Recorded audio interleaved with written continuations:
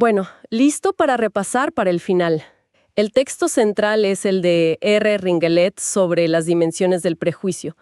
Tengo la sensación de que este tema es clave. ¿Por dónde empezamos para estructurar bien las ideas? Excelente punto de partida. Sí, Ringelet es fundamental. Propongo un orden lógico, como lo haríamos en el examen. ¿Te parece? Dale, perfecto. Primero, definamos con precisión qué es el prejuicio según el autor y cuál es su contexto. Ok, Luego, analizamos sus causas, qué es el núcleo de su argumento. Y finalmente, repasamos las formas modernas de prejuicio y discriminación, que es la parte más aplicada y que seguro va a aparecer en las preguntas. me parece perfecto. Arranquemos entonces con la definición. Dale. Mi primer apunte dice que Ringelet vincula el prejuicio con dos estructuras sociales básicas: la interculturalidad y la desigualdad. O sea, no es solo una mala idea sobre alguien, ¿verdad? Exacto, ese es el punto de partida crucial. No es un fenómeno individual o, digamos, psicológico aislado.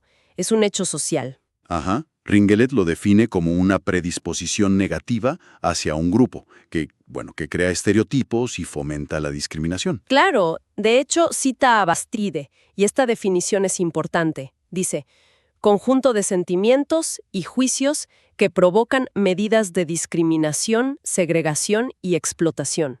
La palabra clave aquí es provocan. Provocan, sí.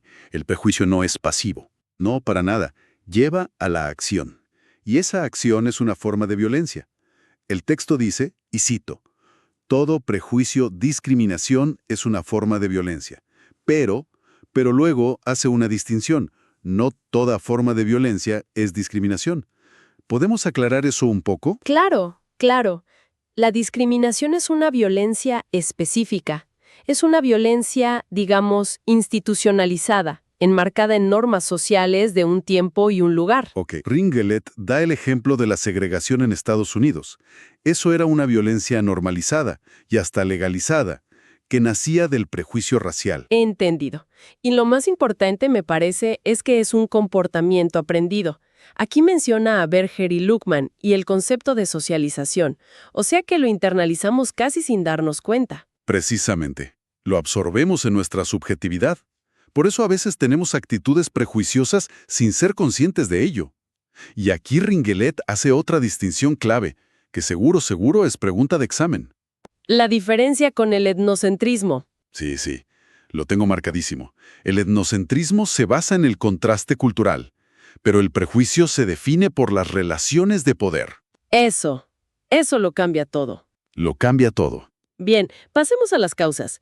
Ringelet, citando a Bastide otra vez, dice que son múltiples y complejas. Pero ¿cuál sería la más fundamental de todas? La causa fundamental, la que articula todo, son las relaciones de poder.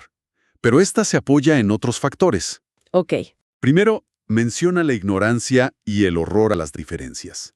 La ignorancia es intelectual, el horror es sentimental. claro. Pone el ejemplo de la comida de otras culturas. Nuestro rechazo a veces no es solo por desconocimiento, sino que tiene una carga moral sobre lo que se debe o no se debe comer, ¿no? Entiendo. Es una mezcla de no saber y al mismo tiempo no querer aceptar. Pero, ¿cómo se conecta esto con el poder? Aquí está el mecanismo clave. El poder y el control económico son los que transforman el prejuicio en discriminación activa y violenta. El prejuicio sirve para justificar una estructura de explotación. Como el ejemplo del colonialismo que menciona. Exactamente. El racismo y el etnocentrismo se usaron como teorías científicas para justificar la dominación colonial y el saqueo de recursos. Claro. Y eso, a su vez, impulsó el sistema capitalista. La base económica es lo que le da al prejuicio su poder destructivo. Por eso dice que hay que estudiarlo en dos niveles. Macrosocial, que sería el proceso histórico, y microsocial, las interacciones locales, del día a día. Tal cual. Bueno, esta es la parte final y para mí la más útil. Ringelet habla de la violencia invisible y de cómo el prejuicio se adapta para no ser castigado socialmente. Esto me parece central para entender el presente. Totalmente. Expone tres formas modernas y generales. La primera es la teorización. La teorización, ok. Es la búsqueda de legitimidad para el prejuicio a través de justificaciones que suenan científicas o filosóficas o religiosas. El ejemplo clásico son los argumentos de los colonizadores europeos para someter a los pueblos originarios. Entiendo. La segunda forma es la minimización. Este es más sutil. El texto da un ejemplo que es brutal por lo cotidiano, el del paternalismo. Los indios, a pesar de lo que son, hacen estas artesanías tan lindas. Muy bien visto. Es quitarle importancia a la persona mientras se le agrede de forma velada. La minimización reduce, fragmenta y en cierto modo paraliza al otro. Le quita su estatus de igual. Exacto. Es una forma de violencia muy extendida. Y la tercera, la más extrema de todas, es la simulación. Aquí entran las negaciones directas. El texto es contundente, dice, el holocausto no existió o los desaparecidos no existen. Exacto. La simulación es la negación de los hechos.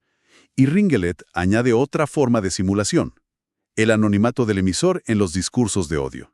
Ah, claro.